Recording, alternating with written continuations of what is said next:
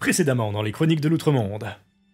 Suite à son réveil dans un futur proche et sans aucun souvenir des événements des 6 mois où il a été porté disparu, Léo décide de confronter son dieu Stan pour apprendre toute la vérité.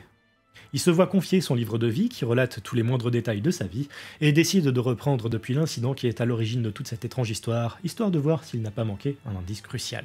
L'utilisation accidentelle et prolongée de ses pouvoirs endormants fait que Léo comprend bel et bien que sa transformation serait bien plus monstrueuse que prévu.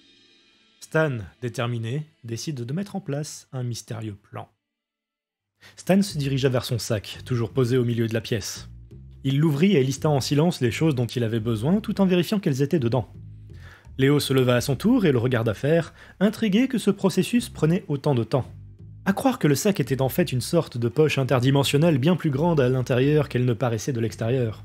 Et vu qu'il pensait au sac d'une divinité millénaire capable d'invoquer des bouteilles d'eau de nulle part, il y avait 99,9999998% de chances que ce soit ça. Ce sac, il est sans fond, non ? Stan s'arrêta de réfléchir et tourna la tête vers le garçon, un peu irrité à l'idée d'être interrompu de la sorte. « Ah, c'est juste un sac comme celui que tu as sur ton dos et que je suis juste très lent pour vérifier ce qu'il y a dedans. » Puis voyant l'expression incertaine du garçon, « Mais bien sûr que ça en est un. Tu imagines bien que si je pars plusieurs mois en vacances, il me faut un sac qui me convienne. » Vous en avez vraiment besoin ? Oui, j'en ai besoin pour éviter de faire apparaître tout et n'importe quoi devant n'importe qui. Mieux vaut être crédible dans son mensonge. Et qu'est-ce que tu fiches là encore ? Tu n'es pas censé aller faire ce que tu étais en train de faire là, peu importe ce que tu faisais ? Bon, où est-ce que j'en étais moi ? Léo regretta d'avoir posé cette question. Désolé. Bon bah je vais y aller alors. Sentant la tristesse de son protégé, l'entité se leva et lui dit avec une pointe de regret. Bon, pardon d'avoir été aussi sec, c'est juste qu'il faut pas que tu m'interrompes quand je réfléchis. Je déteste ça. Dans tous les cas, j'espère que tu réussiras tes examens et que tout se passera bien. Avec le sort que j'ai lancé sur ta famille, tu ne devrais pas avoir à t'inquiéter.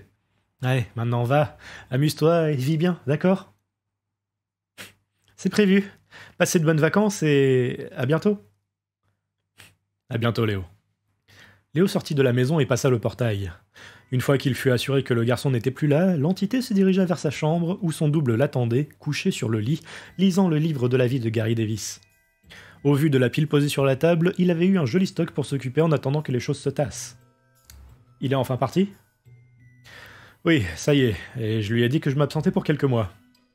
Ça, je l'ai bien entendu, mais pourquoi ne pas avoir dit que j'existais et que j'avais la possibilité de garder un œil sur la famille ? C'est pas comme si c'était mon travail à la base. Il referma son livre et tourna la tête vers Stan, le regard confus. Le dieu était en train d'enlever ses gants puis son manteau sous le regard craintif du double qui savait ce qu'il y avait dessous. Que fais-tu ? Je finis de me préparer. Il fit un geste de la main faisant apparaître un nuage noir. Un petit souvenir de ce jour-là. Le dieu s'enveloppa dans les ténèbres. Le double tendit le bras pour essayer de l'arrêter mais se retint de le toucher de crainte d'être à son tour affecté. Le nuage disparut et Stan regarda son double dont l'expression mélangeait peur et fascination. Alors, de quoi ai-je l'air ? Le double sortit de sa torpeur puis sourit après l'avoir observé de bas en haut.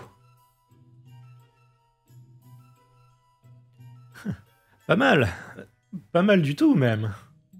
Ce fut au tour de Stan de sourire. Bon, eh bien, vu que c'est moi qui le dis, c'est que c'est vraiment bien.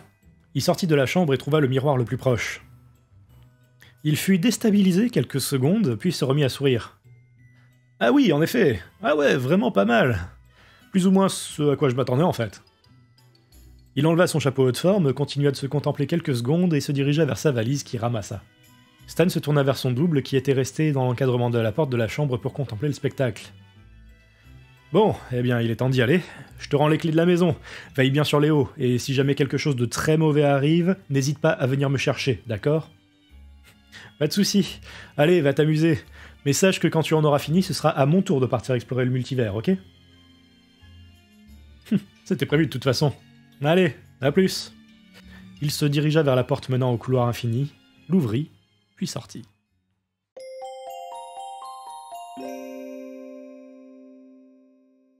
Deux jours plus tard, alors qu'il était dans le tram pour rentrer chez lui, une pensée traversa l'esprit de Léo. Une pensée plus qu'utile et remettant ces dernières semaines en cause. Et si j'arrêtais le temps à la fin de ma session de révision ? Après tout, cela faisait maintenant quelques jours qu'il se mettait à réviser après manger et personne n'entrait dans sa chambre.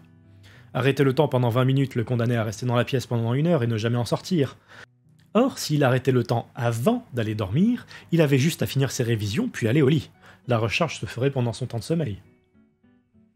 Léo voulut se coller les baffes pour ne pas y avoir pensé plus tôt, mais il lui restait encore quelques jours pour le faire, donc ce n'était pas comme s'il lui restait pas de temps pour appliquer cette méthode plus sensée. Le soir venu, Léo passa son temps à regarder la télévision avec sa mère avant d'aller manger. Puis, une fois le repas englouti, il se mit à réviser. Lorsqu'il sentit qu'il n'allait réviser plus qu'une vingtaine de minutes, Léo partit une dernière fois aux toilettes, puis il alla se brosser les dents avant de retourner devant ses cahiers. Il arrêta le temps, puis relut ses notes, montre en argent sous les yeux. Lorsque l'aiguille arriva à la limite de la première barre, il relança le temps, referma son cahier, et s'étira sur sa chaise pour signifier la fin de l'effort. Ne lui restait plus qu'à se changer et aller au lit pour profiter d'une bonne nuit de sommeil. Il se leva de sa chaise, prit le pyjama qu'il avait jeté sur le lit le matin même, il commença à se déshabiller, puis s'arrêta net. Il savait qu'avec le temps ses cheveux roussissaient, mais jamais il ne s'était déshabillé durant l'heure de récupération. Il fixa son torse. Les rares poils qui avaient poussé avec le temps étaient blancs. Idem au niveau du nombril. Encore plus curieux, et il ne le remarqua qu'à l'instant à cause des circonstances, ceux de la partie supérieure de son bras étaient eux aussi du même roux flamboyant qu'une partie de ses cheveux. Il hésita une trentaine de secondes à enlever le bas. Il redoutait de ce qu'il allait y voir, car il se doutait bien que les changements de couleur ne concernaient pas que le haut. La curiosité l'emporta, mais la peur l'empêcha de tout enlever. L'intérieur de la partie supérieure de ses cuisses était blanche, tandis que le reste était roux jusqu'aux genoux. Tout ce qu'il y avait en dessous était noir. Léo avait peur. Ce n'est que temporaire.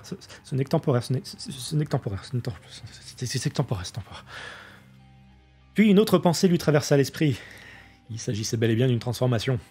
Et au vu de la direction que ça prenait au premier stade, il se doutait bien qu'utiliser la magie le transformerait en monstre. Et, bizarrement, il n'avait absolument pas envie d'expérimenter plus pour savoir en quoi il allait se transformer. Avec un peu de chance, ça pouvait être quelque chose d'acceptable, mais il avait vu un peu trop de films. À tous les coups, il avait des pouvoirs tellement cool qu'il deviendrait une sorte de monstre hideux. Et ses couleurs... C'était certes relativement harmonieux, il y avait des chances que quelques personnes dans le monde se fassent des teintures intégrales pour ressembler à ça, mais il n'avait pas envie de ressembler à... rien. Stan. Il lui fallait contacter le dieu et merde. Il était parti il y a 2 jours et Léo imaginait bien qu'il voulait un petit peu de tranquillité. Le garçon voulait s'arracher les cheveux. Bon, ce n'est que l'affaire de 2 mois, quand il rentrera tu lui en parleras et tu lui expliqueras tout. Dans tous les cas, l'utilisation des pouvoirs, c'est niette jusqu'à ce qu'il rentre. Léo n'avait pas envie de redevenir ce monstre, et encore moins en savoir plus sur ses différents degrés de transformation. Il s'imaginait bien le résultat, mais il n'avait pas particulièrement envie de le voir. Alors il enleva son caleçon, enfila son bas de pyjama sans regarder, puis enfila le haut avant de partir se coucher frustré.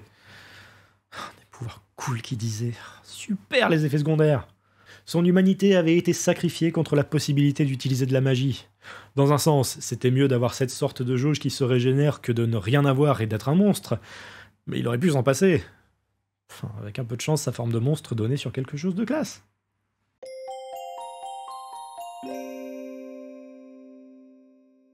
Le double de Stan lut le livre de Léo sur son lit. Ses yeux s'écarquillèrent à la vue de ces dernières lignes. Oh non. Il claqua des doigts pour étoffer le livre et voir ce qui se passait dans la tête du garçon. Il avait peur que cette révélation ne le rende fou et qu'il doive déjà prévenir Stan. Le double lut attentivement les lignes et poussa un soupir de soulagement. Léo semblait paniqué mais avait réussi à relativiser. De plus, il n'avait plus l'intention d'utiliser ses pouvoirs pour les 2 mois à venir, ce qui était une excellente chose. Mais quelque chose inquiétait le double. Il espérait sincèrement que Léo ne se fixerait pas sur ce petit détail et ne développe une véritable obsession. Le double avait bien l'intention de surveiller le garçon de très près et prévenir Stan s'il y en avait véritablement besoin. Préoccupé, le double partit se coucher.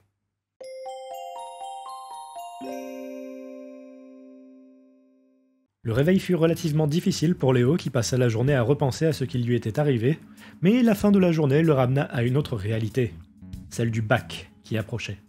Mettant de côté toute pensée ayant attrait à ses pouvoirs et à sa transformation, il passa donc ses journées et ses soirées à se préparer mentalement aux examens.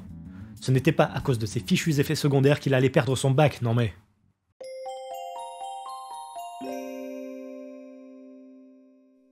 2 semaines chargées de révisions passèrent. La tension monta peu à peu jusqu'à atteindre son pic l'avant-veille de la première épreuve. Et si je me ratais, qu'adviendrait-il de moi ? Léo se monta la tête pour un rien et devint extrêmement nerveux. Certes, il savait qu'il avait ses chances en langue étrangère et en sciences, mais la littérature et la philosophie le tracassaient sans cesse. Il avait relu les 4 œuvres de l'année entre 3 et 5 fois chacune, relu ses notes de multiples fois, et il avait tenté de comprendre en vain ses cours de philosophie.